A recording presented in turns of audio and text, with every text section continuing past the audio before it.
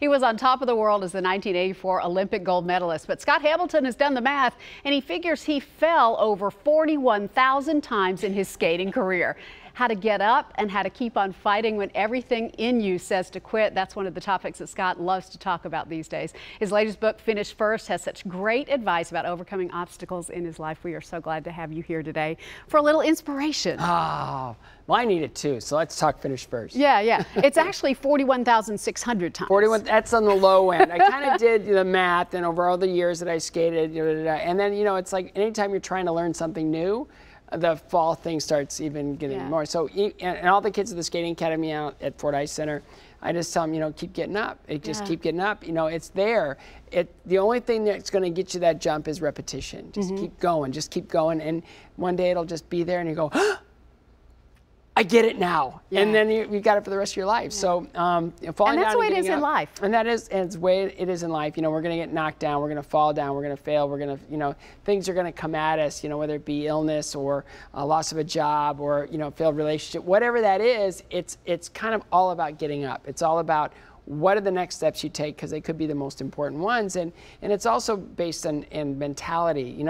If I speak basically for a living, and so if I go into a group of really highly successful people and I just say how many people in this room have failed, 100% will raise their hands. Absolutely. So our society has made this enemy of failure, and I think failure is important. I think it's necessary. I think if you look at a pie chart of success, the greatest single ingredient, the greatest single block of that is going to be failure, because we won't know how to succeed until we failed, and we're not going to be able to get to that point where we can really keep, sail until, we've made had a few bumps in the road. So I'm a big fan of failure, a big fan, and I really want other people to understand it too, that it's not scarring, it's not disfiguring, it's not toxic, it's not anything else, it's just feedback. Yeah. I mean, it's just, how did I do? I didn't do well enough.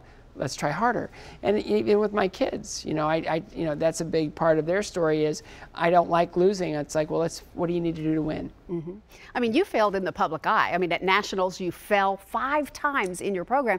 How in the world do you find the courage then and in other areas of your life to get back Well, up? at first it hurts. Of course it's like, does. When I fell that 5 times, it came in dead last at nationals. It was one of those things where I was so upset and embarrassed and humiliated. And then the second I got over that, I got kind of mad. And it's like, I got to get back on the horse and get back to work. And the next year didn't go any much better. And then it's like, got to keep going. The next year, maybe a little bit better. Got to keep going, and so it's a long process. It's a big process, but if we don't rise up and respond to getting knocked down, we're just going to get stuck there. Yeah. How do you fight the folks that are not encouraging to you, or the voices in your own head that say, I can't do this? Well, there's a whole nother chapter on critics in there, and I break it down into 2 categories. Is it fact or is it opinion? Now, if it's opinion, if somebody says, like I had a judge tell me years ago, you're too short to be competitive internationally. Wow. It's really good that you're doing better, but you're too short to win.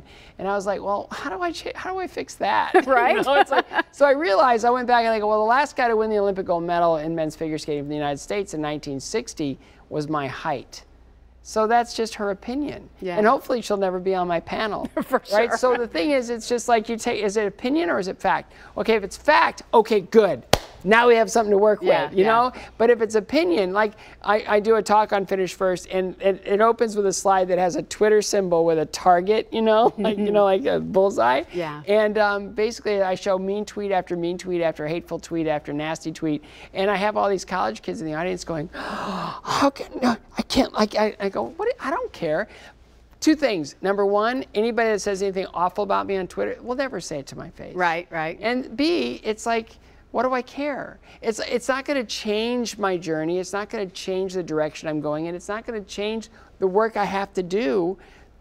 Yeah. Let's keep moving forward. Hey, can you stick around for another segment? Of course. We love talking to this guy. Stay tuned for more with Scott Hamilton. We also have a little surprise for him coming up, too, that he does not know about. Also, we love feeling